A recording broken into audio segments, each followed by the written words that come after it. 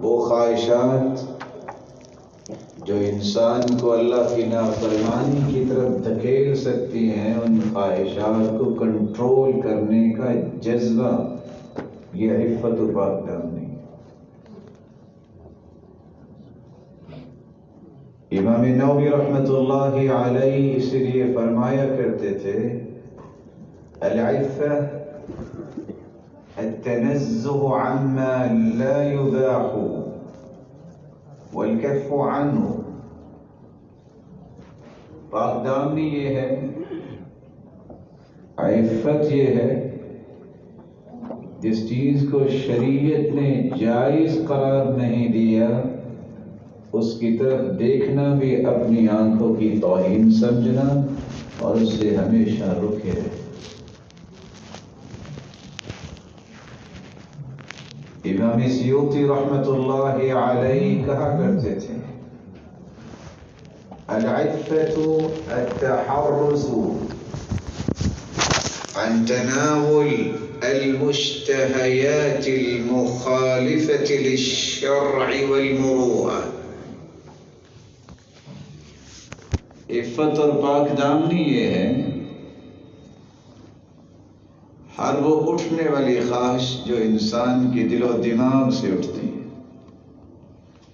جو شریعت کے مخالف ہو اور انسانی شخصیت کو پارا پارا کر دینے والی ہو، مروت کے بھی مخالف ہو، اس سے بچ جانا یہ پاک دامنی ہے اور یہی عفت ہے۔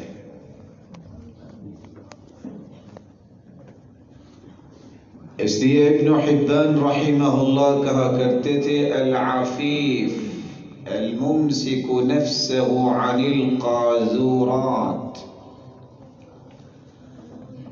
معاشرے کے اندر پاک دامن وہ ہوتا ہے جو ہر قسم کی علائشوں سے اپنے آپ کو پاک رکھتا ہے، اپنے نفس کو روک کے رکھتا ہے۔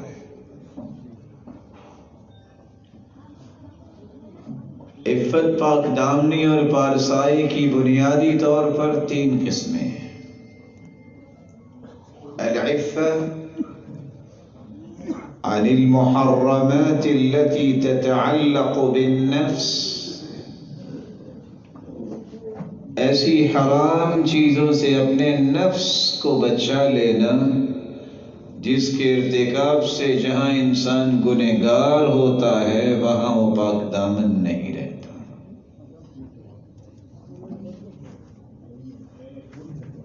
محرمات میں سے